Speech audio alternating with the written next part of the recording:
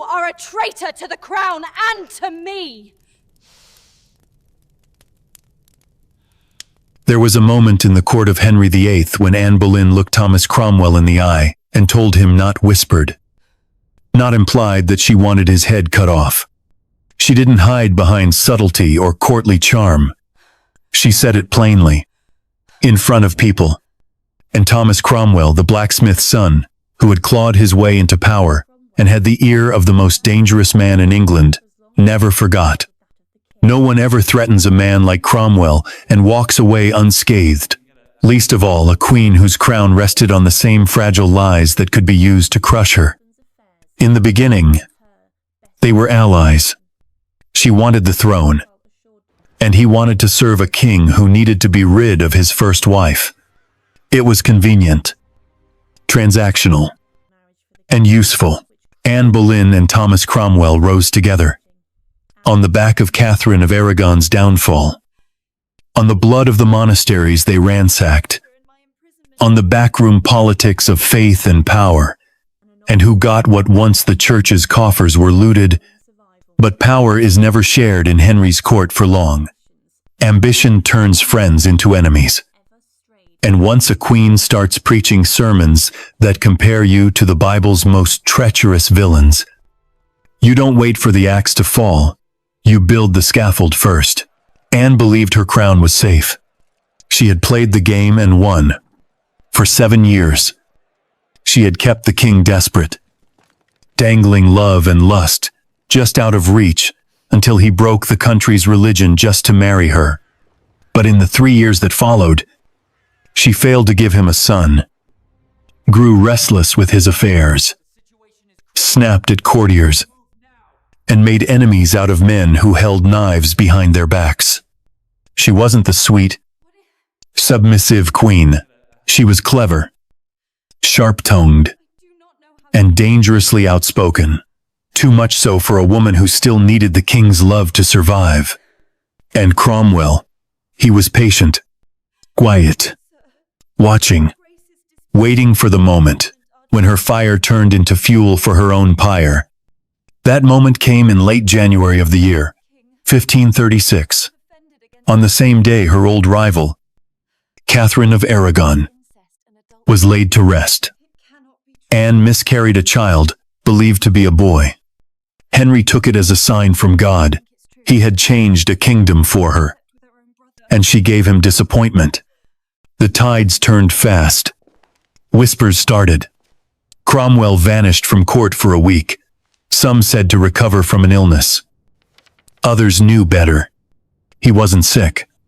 He was planning how to take down a queen without getting blood on his own hands. He knew Anne couldn't be removed by simple divorce. That trick had already been played with Catherine. The only way out was treason high. Scandalous. Indéniable treason. But Anne Boleyn was no fool. She had too much to lose, and too much self-control to risk real adultery. Cromwell didn't need her to sin. He just needed the world to believe she did. And so he started gathering stories, innocent moments between Anne and the men who circled her court.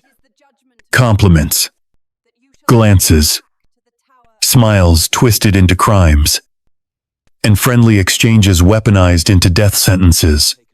He leaned on torture, bribery, fear.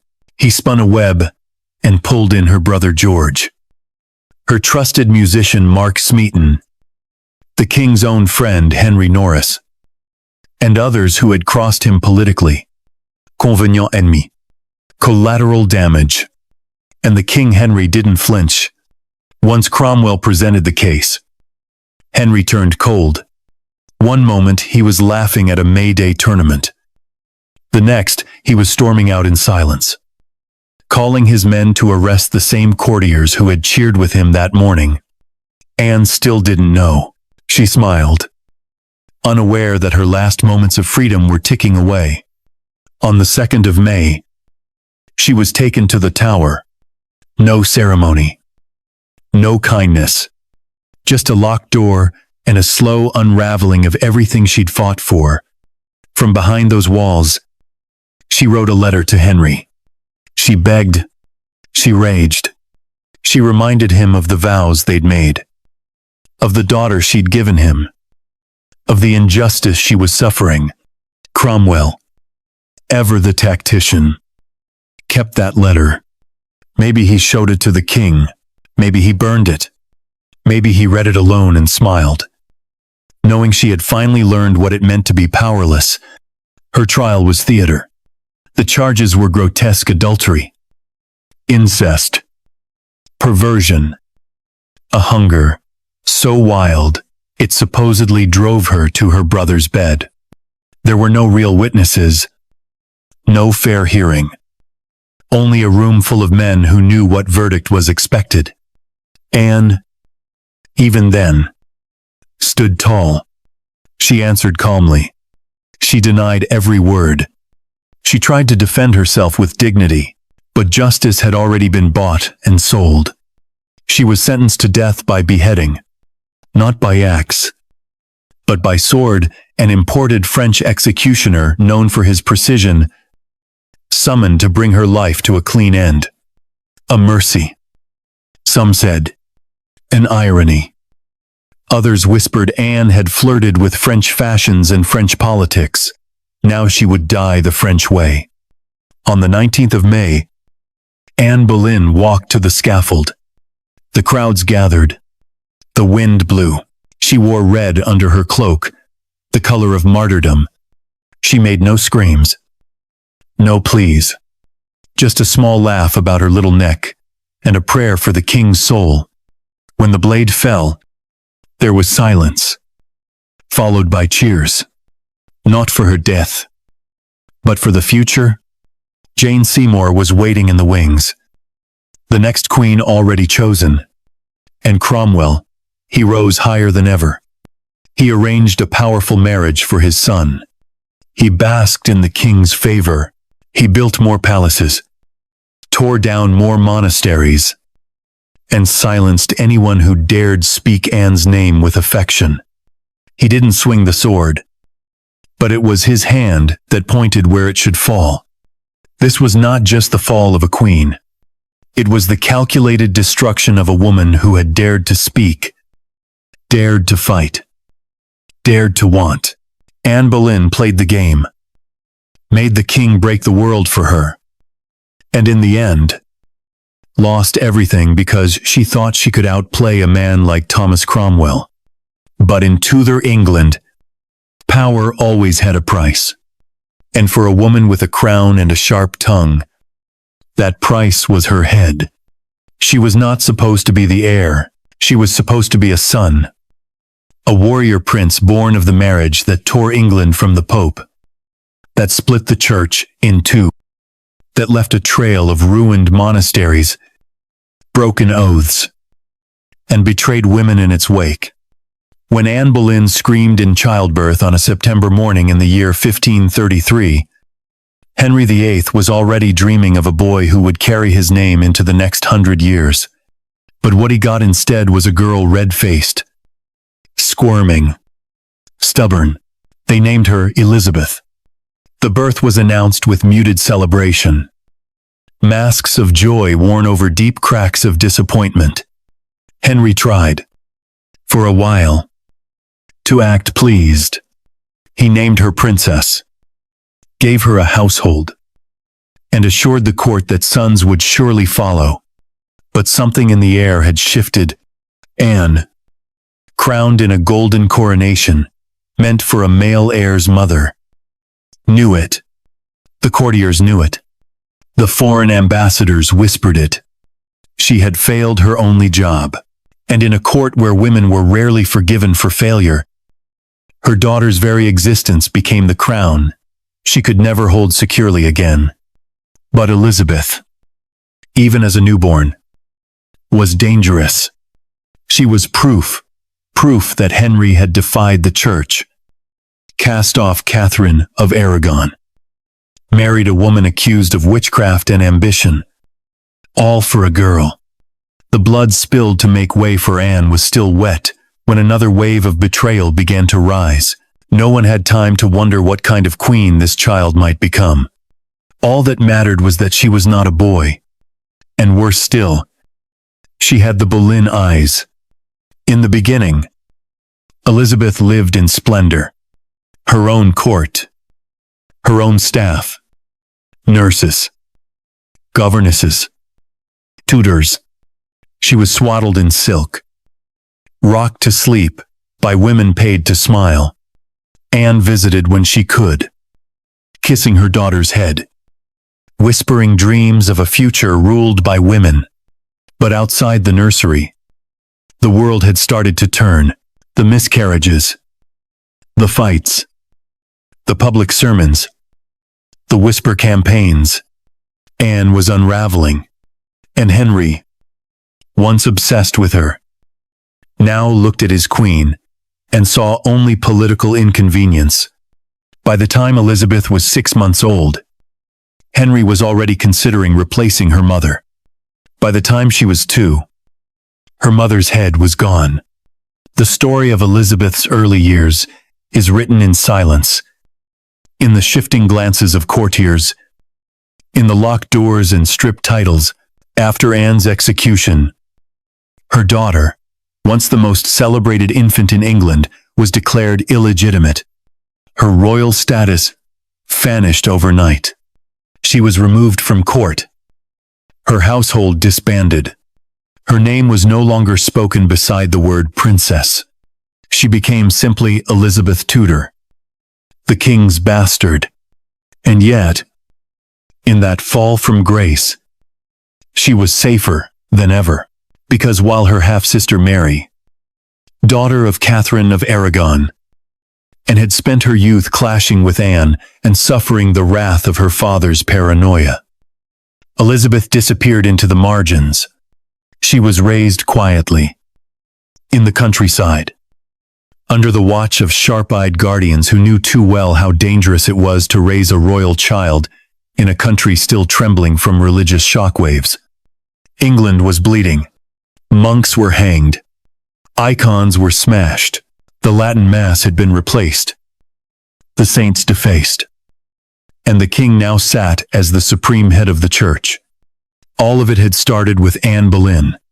And now, her daughter, though barely able to walk, carried that legacy in her blood. But blood remembers. Elizabeth's intelligence was evident early. By the age of 4, she could outmaneuver her tutors in Latin games. By 6, she had mastered the silent art of listening, the kind of listening that gathers power in the shadows. By 7, she was already being compared to her father, cunning, observant, calculating. But unlike Henry, she had no army, no throne, and no crown. She had only her mind, and the memory of a mother executed for being too loud, too proud, too independent. While Henry married Jane Seymour and finally got the son, he craved a sickly boy named Edward. Elizabeth watched from afar. She wrote letters in careful script, full of flattery and obedience. She played the role of the good girl, the forgotten daughter, the unthreatening child. But inside, something colder was forming. Not bitterness that was for the weak. She was learning, absorbing, filing away every betrayal, every shift in power, every execution. When Jane Seymour died in childbirth, Elizabeth was not invited to the mourning ceremonies. When Henry married Anne of Cleves, then quickly discarded her, Elizabeth learned what value marriage held in Tudor politics: temporary, transactional, tactical. When Catherine Howard, her own cousin, lost her head for the crime of being young and careless, Elizabeth understood that beauty was dangerous. And when Catherine Parr married her father, outlived him, and nearly fell in love with Elizabeth's own guardian, Thomas Seymour, the girl saw how even the cleverest queens could be undone by desire. Through all of it, Elizabeth never flinched. She stayed quiet, obedient, bookish, but she was no fool. Her mother had died because she had believed she could fight men in their own arena and win. Elizabeth would not make that mistake. And yet the blood in her veins still whispered. Boleyn blood. The blood of a woman who had made a king change the world for her. The blood of a woman who had died for standing too tall. Elizabeth would not deny it. But she would not be defined by it. Either. She would use it. One day. By the time Henry VIII died in the year 1547, Elizabeth was 13. She was not included in his will as a legitimate heir. But fate, as always, moved like shadow in Tudor England. Edward became king, but his health failed. Mary took the throne. But her reign was soaked in fire. Protestants burned in the streets. And Elizabeth was briefly imprisoned in the Tower. She thought of her mother then, of the cold stone, the watching eyes, the false confessions. She waited to die, but she didn't. When Mary died childless in 1558, Elizabeth rose, not with a triumphal march, not with the cheers of a nation, but with silence, calculated, careful silency. She entered the Tower not as a prisoner, but as a queen, and when she emerged days later, dressed in white and riding beneath an open sky, the crowd screamed, a baby born in scandal, a child crowned in blood, a bastard declared unfit for power, a woman with her mother's eyes. She now held the crown, and the first thing she did was survive, because Elizabeth knew what her mother had never learned, that power was not taken through force or seduction, not in courtrooms or bedrooms, not with passion or fire. It was taken in the long game, played quietly, with patience, with cold eyes and warm smiles. Her mother had died trying to change the world overnight. Elizabeth would rule it by never letting anyone see her bleed. And that is how the baby who was not supposed to be queen became the queen who would not die before she ever wore a crown. Elizabeth Tudor wore suspicion like a second skin. She had learned from infancy that to survive, one must see without reacting, hear without speaking, and smile in the presence of men who held knives under their robes. But even she could not have foreseen that her greatest threat would not rise from the English court, but ride from the French one, young, royal, devout, and dangerously adored by both crowns. Her name was Mary Stuart, and she was born with 2 thrones promised to her, and one poison-dipped future waiting in her path. Mary, Queen of Scots, entered the world in December of the year 1542, just 6 days before her father, King James V of Scotland, died from grief, fever, or shame. No one could agree which. She was crowned queen as an infant, cradled in silk, while nobles plotted her future.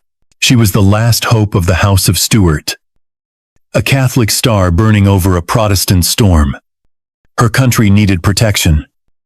And so, at the age of 5, she was sent across the sea to France, a bride in waiting for the French Dauphin, and a bargaining chip for the alliances of kings. At the French court, Mary was cherished. She grew tall, beautiful, fluent in half a dozen languages, and dangerous without knowing it. Catherine de Medici, Queen of France, saw her as a threat wrapped in velvet, too lovely, too devout, too close to the crown. But Mary's greatest crime, in the eyes of Elizabeth Tudor, was not her charm. It was her claim, because in the eyes of the Catholic world, Elizabeth was a bastard, and Mary, descended from Henry VII through Margaret Tudor, was the rightful heir to the English throne. And the moment Mary married the French heir in 1558, she became, in name at least, Queen of France and Queen of Scotland, and in ambition, Queen of England too. Elizabeth knew. She knew what was whispered in Rome, in Paris, in Madrid, that her crown was a heresy, that Mary's marriage was a divine union that tied Scotland and France in holy alliance, and that she, daughter of a beheaded queen and a heretical king, was merely a placeholder for the true queen to come. But Elizabeth was not her mother. She didn't fight fire with fire. She watched. She waited. And she made sure that her ambassadors drank slowly and listened even slower in every foreign court. She refused to marry. She refused to name an heir. She gave no Catholic power a foothold. Her throne would be hers alone, or it would fall in flames. Mary, on the other hand, lived like a royal born to rule. Her wedding to the Dauphin Francis was lavish beyond reason. Tapestries sewn with gold, feasts that lasted 3 days, Latin hymns echoing through candlelit cathedrals. France adored her. Scotland waited for her, and England feared her. But the French court, for all its opulence, was a viper's nest. Catherine de' Medici had ears in every hallway. And when the old King of France died and Francis became king, Mary was finally queen, in name and in power. For 15 months, she held 3 crowns. Then Francis died. Suddenly, some said illness. Some said infection. Some, including those loyal to Elizabeth, whispered of a poisoned ear, an abscess. They claimed that rotted the young king from the inside out. But poison does not always come in vials. Sometimes it comes in paper, in ink, in subtle suggestion, in marriages planned too early, and deaths arriving too soon. Mary was now a widow at 18, a Catholic queen no longer welcome in a Protestant Scotland, and unwelcome in a French court that viewed her as foreign and expendable.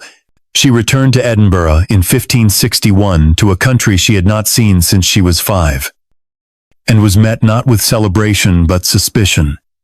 Her French manners, her papist prayers, her glamorous entourage, they unsettled the Scottish lords. The country had changed while she was gone, and waiting just across the border, watching with an unreadable expression, was Elizabeth. The two queens never met, but their letters the letters burned with veiled threats and brittle pleasantries. Elizabeth called Mary her sister and cousin. Mary called Elizabeth, dear friend. But every line dripped with politics. Every phrase was weighed like gold. Elizabeth refused to acknowledge Mary as heir. Mary refused to renounce her claim. And through it all, both women were surrounded by men who whispered in their ears, promising loyalty while chasing power. It was in one of those whispers that the next trap was set. Mary, urged by her advisors and longing for stability, agreed to marry again. This time, to Henry Stuart, Lord Darnley, an English-born noble with Tudor blood, handsome, arrogant, and disastrously entitled. Darnley believed that marrying Mary would make him king in name and in power. He was wrong. Mary refused to grant him the crown matrimonial. Their marriage crumbled fast, faster than Anne Boleyn's crown had fallen, faster than Elizabeth had risen from bastard to queen, and in that chaos, the seeds of assassination were sown.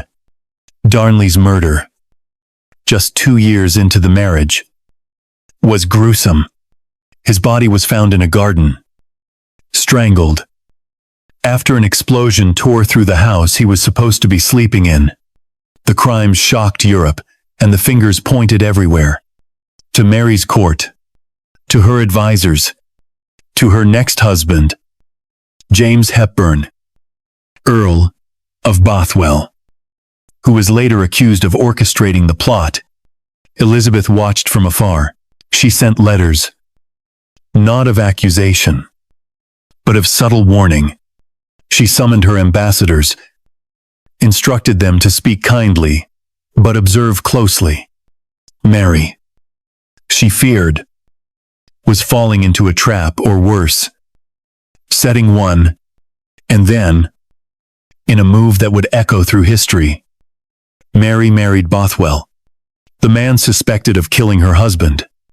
The scandal rocked Scotland. The nobles rebelled. Mary was imprisoned, forced to abdicate, and fled across the border into England, into the arms of the very woman whose crown she had once hoped to claim. Elizabeth did not welcome her with warmth. She did not send armies. She sent jailers. For 19 years, Mary remained a prisoner in England, a queen without a throne, a threat too dangerous to release, and a symbol too powerful to execute, until plots began to circle.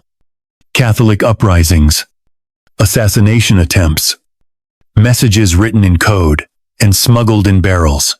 The Babington plot, a plan to kill Elizabeth and crown Mary, was intercepted, exposed, and traced back to the imprisoned queen. And that was the end. In the year 1587, Elizabeth signed the death warrant. Mary was led to the block, dressed in crimson like her cousin Anne. She met her death with dignity. Her final words, a prayer in Latin. Elizabeth claimed sorrow, claimed it had been a mistake. But the truth was simpler. One queen had lived by silence, the other had lived by charm. And in the end, silence won. 2 thrones had changed hands. 2 crowns had passed through blood. And 2 women raised on lies, trained in fear, and surrounded by men who betrayed them, had learned the same brutal lesson. There is only ever room for one queen. If a king's power lies in his sword, then a queen's survival lies in her silence. Or so Elizabeth believed. But Mary, Queen of Scots, never learned that lesson. She believed in romance, in crowns shared between lovers, in loyalty from men whose eyes never stopped searching the shadows. And so, when she married her second husband, a tall, arrogant man with noble blood and too much ambition, she lit the match that would end her reign. The fuse was long, but it was always burning, and it ended in an explosion so loud that it still echoes across the centuries. Lord Darnley Henry Stuart was everything a queen should avoid. Born in England, with royal Tudor blood that gave him a claim to Elizabeth's throne, Darnley arrived in Scotland with a swagger that masked deep insecurity. He was charming in public, but volatile in private, drunk, jealous, demanding. And Mary, perhaps blinded by his lineage, or manipulated by those who whispered in her ear, married him in haste in the year 1565. She thought he would give her strength. Instead, he became the weight around her neck. At first, they played the part of a golden couple. He rode beside her in parades. She smiled through ceremonies. Their union seemed to bind Scotland and England in a way no treaty ever could. But beneath the surface, cracks widened fast. Darnley wanted power not as a consort, but as a king. He demanded the crown matrimonial, which would have made him Mary's equal, even her successor. She refused, and that refusal turned the man who had once kissed her hand into the man who would help destroy her. The breaking point came not in council chambers, but in a private room lit by candlelight and betrayal. Mary's trusted secretary, David Rizzio, an Italian musician turned courtier, had grown close to the queen, too close for Darnley's liking.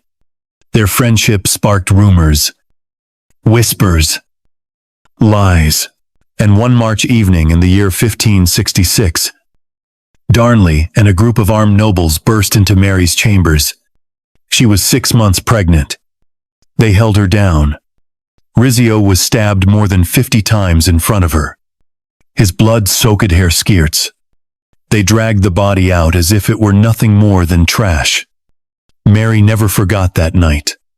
She forgave. In public. She smiled again. She even reconciled with Darnley. Or seemed to. But the child inside her, a boy, would carry not just royal blood, but the memory of a father soaked in violence, and a mother forced to kneel before knives. When James was born in June of that same year, the Scottish court rejoiced. A male heir. A Protestant child. A future king. Mary had given them what they demanded. But Darnley, he had already become irrelevant, paranoid, and increasingly isolated. He withdrew from court life. Mary kept her distance. But her eyes were elsewhere, watching the lords who now surrounded her. Especially one James Hepburn, Earl of Bothwell. Bothwell was everything Darnley was not. Hard, brutal, unsentimental. A soldier. A shamer. A man who knew how to wield force and when to withdraw. And soon, he was always near Mary, protecting her, guiding her, whispering strategy, not poetry. Some say they were lovers. Some say he manipulated her. Others say she clung to him like a raft in a sea of betrayal. But whatever the truth, the result was the same. On a cold night in February of the year 1567, the house where Darnley was staying, Kirk-a-Field, exploded. The blast woke the city.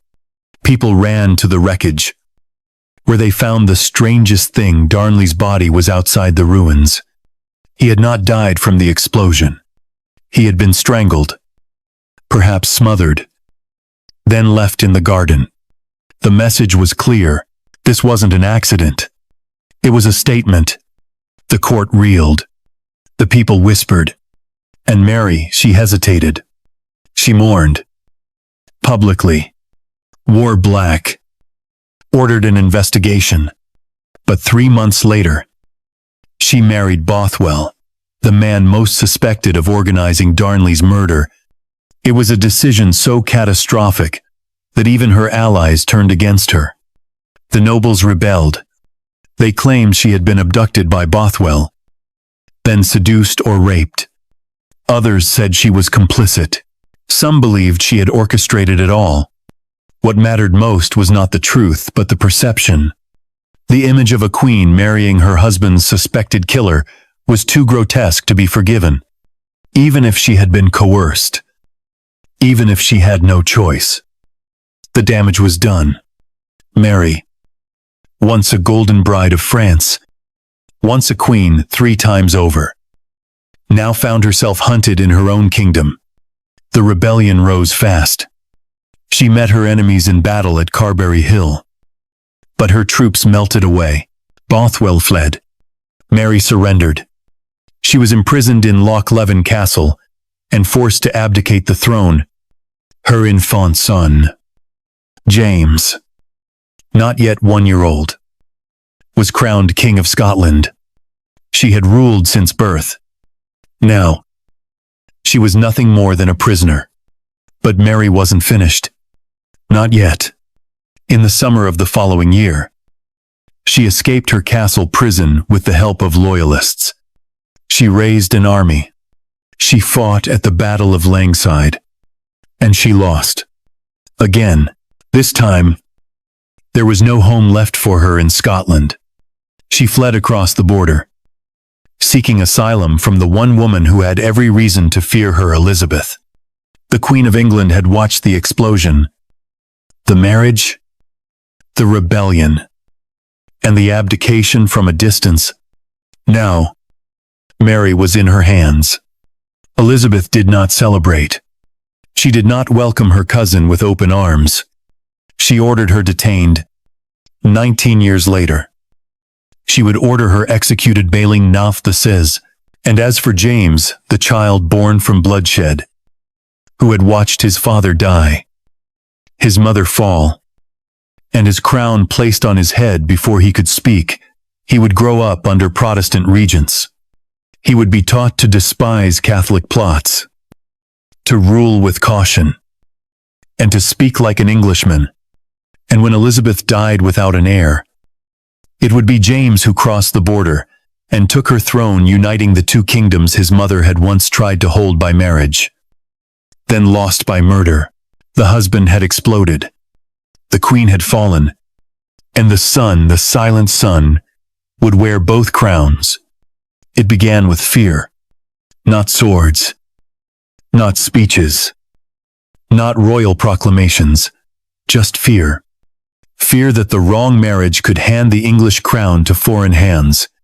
Fear that the fires of Rome, once banished by Henry VIII, might blaze again in English churches. Fear that one woman, the daughter of Catherine of Aragon, raised in exile and bitterness, might undo everything her father and her half-sister had built. Her name was Mary Tudor, but to history, she would be known as Bloody Mary. And at the heart of her reign, at the center of the fracture that almost broke England in two, was a marriage. She was crowned in the year 1553. To the surprise of many, the Lady Jane Grey, installed on the throne for 9 brief days, had been cast aside. And Mary, legitimate daughter of Henry and Catherine, marched into London with the support of the people and the army. The country, exhausted from uncertainty, welcomed her, if not with open arms, then with resignation.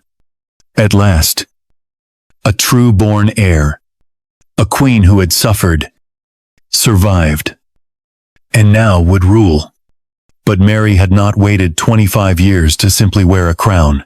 She wanted to restore a country she believed had been stolen, spiritually, politically, and morally. Protestantism, in her eyes, was a sickness. Her mother's humiliation, her own bastardization, the fall of the monasteries, the executions of bishops, all of it was sin. And sin needed to be burned away. But first, she needed a husband. The moment she took the throne, the search began. Suitors circled like vultures. England needed stability. And stability in the eyes of her advisors meant a king. And Mary had her eyes on one man, Philip of Spain, son of the Emperor, Charles V, heir to the greatest empire in Europe. A devout Catholic, a prince with fleets, gold, and armies at his command. But most of all, a man who could help her return England to Rome. The match was political genius and emotional suicide. The English people loathed the idea of a Spanish king. Memories of foreign domination haunted them. Tales of Castilian arrogance, of inquisitions and secret plots, filled the taverns.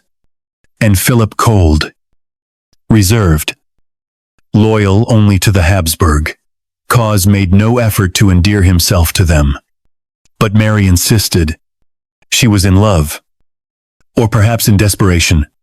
She believed that by marrying Philip, she would secure not just a Catholic heir, but a Catholic England. The wedding took place in Winchester in the summer of 1554. The cathedral was draped in crimson and gold, incense curling through the air like whispered prayers. Mary wore a gown of rich velvet, and Philip stood beside her in icy perfection. The ceremony was Catholic, solemn, sealed with Latin vows and foreign promises, but outside the church, England watched with clenched teeth. Philip, though titled King of England by marriage, wielded no real power. Parliament had passed laws to ensure that no Spaniard could inherit the throne or claim sovereignty, but laws meant little when perception was poisoned, and perception was fatal. Then came the fires. Mary's campaign to reverse the English Reformation began slowly. Restoration of Latin Mass, reinstatement of papal authority, purging of Protestant clergy. But it was not enough. Heresy, she believed, could not be debated. It had to be eradicated. And so, the burnings began. Over 200 men and women, bishops, scholars, farmers, midwives were dragged to the stake and set alight under her orders. Some cried out, some prayed, some sang hymns as the flames devoured them. The smell of burning flesh clung to English towns for years. The executions were meant to cleanse the kingdom, to burn sin from the soul of a nation. Instead, they burned Mary's legacy into infamy. And Philip, he left. After less than a year, the Spanish prince departed for war on the continent, barely glancing back at the wife he left behind. Mary was devastated. She wrote letters, begged him to return, sent envoys to plead her case. But Philip had what he needed: alliance, trade, and the hope that an heir might already be growing in her womb. Mary thought she was pregnant. She felt the signs, the swelling, the sickness, the whispers from her ladies-in-waiting. A royal birth was expected. Prayers were said. Célébration prepared. But no child came. No cries echoed through the palace. The only thing growing in Mary's body was pain. Historians now believe it may have been phantom pregnancy, or something worse. A tumor. A disease. A punishment from within. Whatever it was, it broke her. She had staked her reign on producing an heir, on giving Philip a son, on restoring the Catholic line, and she had failed. Philip returned briefly, only to demand English support for a Spanish war. Mary agreed, desperate to please him. The war was a disaster. England lost Calais, its last possession on the European mainland, held for over 200 years. The humiliation was total. By 1558, Mary was dying. Her body betrayed her. Her people hated her. Her husband stayed away.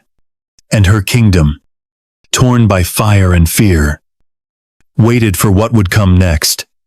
She had no heir, no child, no legacy but ash.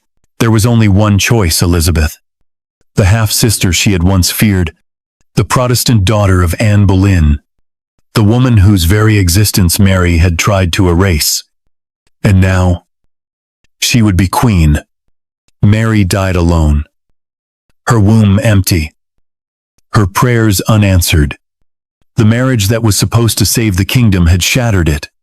The fires meant to purify had turned England against her. And the prince who was meant to be her salvation had fled, leaving only Spanish shadows behind. When Elizabeth took the throne, she did so with a single vow burned into her memory. She would never marry, because marriage, she had seen, did not secure power. It destroyed it. There are moments in history where everything balances on the edge of a knife. One letter, one horse, 1 hour too late, and the world turns another way.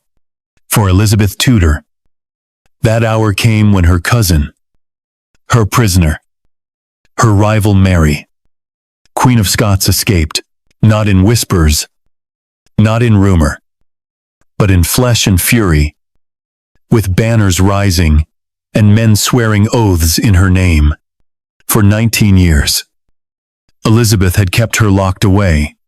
For 19 years, Mary had written carefully, moved carefully, smiled even when chained. And then one night, in the spring of the year, 1588, she was gone. It was not the first time Mary had escaped. The first time had been from Loch Leven Castle, in a dress borrowed from her maid, her hair tucked under a hood, her future balancing in the oars of a boat that skimmed across a black lake. She had fled her captors, raised an army, lost at Langside, and ridden south into Elizabeth's England, believing she would find safety in her cousin's court. Instead, she found a cage. Elizabeth had not wanted Mary executed. Not truly. It was easier, safer, more politically clean, to keep her hidden, always close enough to control, always far enough not to inspire. A living symbol. Contained. But symbols bleed through stone. Over the years, Mary's presence became a magnet. Catholic rebels saw her as a holy prisoner. Foreign kings saw her as a reason for war. English courtiers saw her as a threat that could never be fully silenced. And Mary played her part well, sometimes submissive, sometimes righteous, always calculating, but always waiting. Then came the Babington Plot, a network of Catholic conspirators who had planned to assassinate Elizabeth and place Mary on the throne. Their letters, intercepted and decrypted by Elizabeth's spy master, Francis Walsingham, sealed Mary's fate. The evidence was damning. There were no more excuses to be made. No more delays to be justified. Elizabeth signed the death warrant slowly, reluctantly, and Mary was beheaded in February of 1587. Only she wasn't. Not yet. Because before the axe fell in England, before the plot was uncovered, before the name traitor was inked across parchment, Mary escaped. It was not a fairy tale flight. It was not a single locked door left ajar. It was a coordinated effort, built over months, perhaps years. Letters smuggled in the folds of a dress, messages written in lemon juice, coins passed between hands that looked clean, but were already soaked in conspiracy. And finally, the night itself cold, wet, a moonless dark that covered everything. Her guards were bribed, or blind, or broken. Her horse waited. Her allies were ready. Mary rode. And behind her, the storm rose. Within days, Scotland erupted. 6,000 men. Many armed, many disparity. Marched under banners, stitched with her cipher. Lords who had once bowed to Elizabeth now whispered treason. English Catholics, long silent, stirred in their homes. Foreign ambassadors sent frantic letters home. The Queen had escaped. They said, the rightful Queen, the Catholic Queen, and England, Protestant. Trembling could fall. Elizabeth's court exploded with panic. She had built her reign on careful control. She had outlived her sister, her suitors, her enemies. She had survived plots, wars, plagues, even her own counsel's doubts. But this was the nightmare she had kept at bay for 19 years. Mary. Alive. Mary. Free. Mary. Backed by men willing to bleed for her. Some begged Elizabeth to flee London. Others urged her to execute every known Catholic noble. A few even suggested she abdicate, hand the throne to James of Scotland, Mary's son, in exchange for peace. Elizabeth listened to them all. Then she did what she had always done. She waited. Because she knew something no one else could see. Yet, the moment had already passed. Mary's escape had come too late. The rebellion had come too soon. The message had been too loud, too fast, too public. Elizabeth's spies, loyal, brutal, everywhere, had already begun the work. Roads were blocked. Rivers watched. And most of all, letters seized. The army of 6,000 never reached its queen. They were scattered before they could unify. Some captured. Some bribed. Some hanged. Mary herself, exhausted and wet, was found days later in a farmhouse, guarded by men who had already lost their nerve. She was taken not with glory, not with blood, but with silence. No swords drawn. No var begun. Just ropes. A wagon. And the long road back to captivity. But everything had changed. This time, there would be no mercy. This time, there would be no more waiting. Within months, Elizabeth signed the warrant. No hesitation. No delay. And on the morning of her execution, Mary wore crimson, the color of martyrdom, and died with prayers on her lips and a defiance in her eyes that would echo longer than her life. But Elizabeth did not speak of it for days. Some said she cried. Others said she raged not at Mary, but at her counsel, at the weight of history pressing down on her, because no matter how justified it was, no matter how dangerous Mary had become, Elizabeth knew this. She had killed a queen, a cousin, a mirror of what she might have been. If she had loved too openly, trusted too fast, escaped too late, and for 1 hour just one England had nearly changed forever. The queen had escaped. The men had marched. The knife had trembled. But it had not fallen. Not yet. History remembers blades, battles, and crowned heads toppling from polished scaffolds. But some of the deadliest wars are fought in parchment, in symbols written under candlelight, and in hands that pass letters too carefully folded to arouse suspicion. For 19 years, Elizabeth Tudor kept Mary, Queen of Scots, in confinement. Not locked in a dungeon, but locked in something far more effective, a royal prison without bars, castles, manors, well-furnished cages, every move watched, every word carried, and in one of those castles in Chartley, in the year 1586, Mary thought she found a way out. She had no throne, no husband, no army left. Her son had been crowned King of Scotland without her. Raised Protestant. Raised to call Elizabeth aunt instead of enemy. The Catholic powers of Europe still whispered her name. Still printed coins with her face. Still imagined her one day returning to the English throne. But none of that mattered unless Mary could act. She needed a spark. A message. A miracle. Enter Anthony Babington. He was young, devout, Catholic, and reckless. A nobleman with more conviction than caution, living in an England that still burned with underground faith.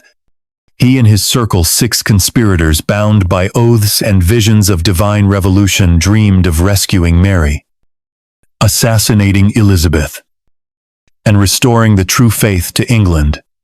But dreams, once written down, become evidence. What Babington didn't know was this: the Queen of England was already inside his circle. Not her in person, but her eyes, her ears, her shadow. Sir Francis Walsingham, Elizabeth's principal secretary and master of spies, had built a network so dense, so precise, that few secrets passed in England without brushing his desk. He employed cryptographers, double agents, and even jailers who read letters before they were sealed. Walsingham didn't just wait for plots, he planted them, let them grow. Let traitors walk into their own nooses. Mary thought she was being clever. Her letters were smuggled in the wooden bungs of beer barrels. She wrote in cipher, using codes built on substitution and misdirection. She received messages, replied in kind, and believed or hoped that her captors hadn't caught on. But they had. They were watching every word, and they waited. Not for guilt, but for proof. The letter came in July. Babington wrote to Mary, laying it all out: the plot to kill Elizabeth, the foreign support expected, the men ready to act. He asked for her blessing, her approval, her answer, and she gave it. In her reply, in her own hand, still encoded, Still careful, Mary consented. Encouraged. She had crossed the final line, not just dreaming of escape, but endorsing regicide. It was everything Walsingham needed. He let it sit for days. Then he moved. In August, Babington and his fellow plotters were arrested, tortured, confessions spilled like blood. By September, Mary herself was transferred from Chartley to Fotheringhay Castle. She sensed what was coming. She had escaped once. Not this time. The trial was held in October. Mary stood before 36 commissioners. All English. All Protestant. Most already convinced of her guilt. She had no counsel. No access to original letters. She wasn't even allowed to see the so-called evidence. But she did what queens do.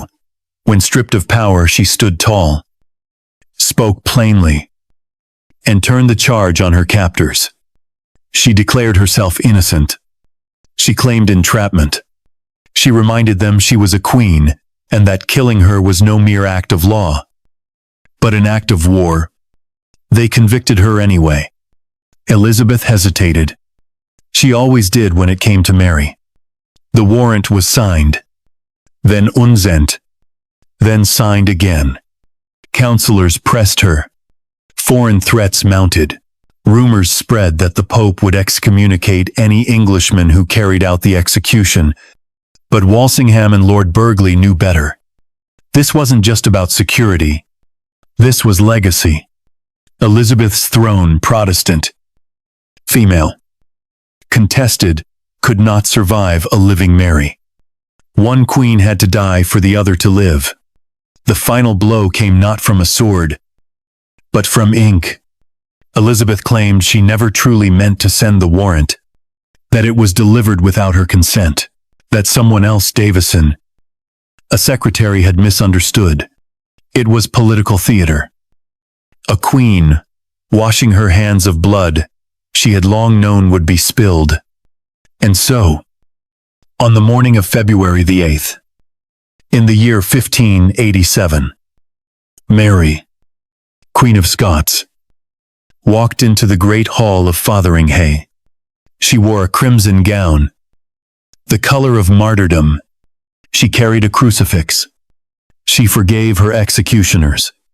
And when the axe fell, it took more than one stroke. History would say justice was served. But justice, in Tudor England, was never about law. It was about survival. Elizabeth survived. Mary didn't. And Walsingham's web, woven through castles and spies, letters and lies, had done what swords could not. It had ended a war before it ever began. But it came close. So close. A plot written in cipher. A queen caught in ink.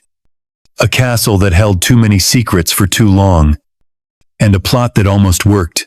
It was not the first execution Elizabeth Tudor had ordered. But it was the one that haunted her the most. Because this time, it wasn't a traitor caught with blades, or a bishop defying the crown, or a noble rising in arms. It was a queen. A woman who had once ruled 3 kingdoms. A woman who shared her blood. A woman who might have been her, if things had gone just slightly, cruelly differently. Mary, Queen of Scots, was not afraid to die, and that more than all the politics, the plots, the poisons, and the papal bulls was what made her dangerous until her very last breath. The warrant had been signed. Though not without hesitation, Elizabeth delayed it for weeks, turning it over in her hands, wondering if it would stain more than parchment. She had always known that Mary was a threat, from the moment her cousin had crossed the English border in flight young, widowed, deposed. Elizabeth had seen her not as a guest, not as a sister monarch, but as a shadow, a walking symbol. And the thing about symbols is, you can't cage them forever. Not when they write letters in lemon juice and inspire armies from behind stone walls. Still, Elizabeth had resisted. She knew that executing a crowned queen would set a precedent that no monarch could ever walk back. It was regicide, wrapped in legality. It was the state, reaching into divine right and snapping its spine. But the Babington plot had left no room for mercy. Walsingham had the letters, the code, the confession. Mary had approved the plan to kill Elizabeth and seize the crown. And the moment she wrote back yes, she sealed her fate. So the warrant was signed. And on a freezing February morning in the year 1587, Mary was told she would die. She did not cry. She did not plead. She thanked the messenger. That night, she slept. She rose before dawn, prayed, and dressed herself, carefully, like a woman going to meet her God, not her executioner. She chose a deep velvet gown of black, the color of mourning. Over it, a cloak. Underneath, a crimson petticoat, the color of martyrdom. She had chosen her message. She would not die as a criminal. She would die as a Catholic queen, betrayed and holy. And history would have to reckon with that. The hall at Fotheringhay Castle had been cleared, a scaffold built, a block placed at its center. The executioner stood waiting. So did the witnesses, nobles, courtiers, men with titles who had been summoned not for justice, but for history. None of them moved when she entered. And for a moment, all sound stopped. She walked without chains. She carried a crucifix in one hand and a small book of prayers in the other. She smiled at her ladies in waiting. She forgave her executioner. And then, slowly, solemnly, she began to speak. She declared herself innocent. She spoke not to the court, but to God and to England. She said she had never plotted against Elizabeth, that she had always prayed for her cousin. Even while imprisoned, she said she died in the faith of the Catholic Church, and that her soul was ready. When she finished, she knelt. The executioner stepped forward, asking her forgiveness. She gave it fully, calmly, without flinch. Her ladies helped her remove her outer garments. The black fell away. The crimson beneath flared in the light. It was not just blood that would stain the floor today. It was symbolism, power, defiance wrapped in cloth. She knelt, placed her neck upon the block, and whispered her final words, "Into thy hands, O Lord, I commend my spirit." The first strike was not clean, neither was the second. The third blow severed what the first two could not. And when it was over, when the crowd breathed again, when the crimson veil was soaked with a deeper red, someone noticed that beneath Mary's gown, her dog had hidden loyal until the last trembling besoothed her body. The hall was silent, and outside, the snow kept falling. Back in London, Elizabeth claimed outrage. She said the execution had happened without her full consent. She blamed her counsel. She dismissed Davison, her secretary, accusing him of sending the warrant too soon. But no one believed her. Not really. The ink was hers. The seal was hers. The fear had always been hers. What came next was worse. Philip of Spain, Mary's longtime ally, began preparations for invasion. The Spanish Armada. War. Divine punishment for a queen who dared to kill a queen. But the sea was not kind to Spain that year. Storms shattered the fleet. Fire ships scattered their navy, and Elizabeth, dressed in armor, standing before her troops at Tilbury, claimed herself married to England. Mary's death had been meant to end a threat, but it had also changed something else. It had made Elizabeth truly alone. From that day forward, she ruled without equals. No husband, no heir, no rival. But even then, even years later, in her twilight years, those closest to her said she still avoided speaking Mary's name, because Mary had not died afraid. She had not begged. She had not broken. She had walked into death as if it were coronation. And that kind of ending, that kind of queen lives forever, in the quiet of a candle-lit room, with no more battles to fight and no more enemies to outlast. The woman, once known as Gloriana, finally laid down her crown. There were no fanfares, no final orations, no grand proclamations echoing through palace halls, just the breath of a dying queen, whispering through the silence of a court that had built itself around her, and now didn't know what to do without her. Elizabeth Tudor, daughter of a king who shattered a church, and a queen who lost her head, had ruled alone, survived everything, and died, in the end, exactly as she had lived, standing, at least in spirit. It had begun in fear. She was not born to inherit. Not truly. A girl. Unwanted.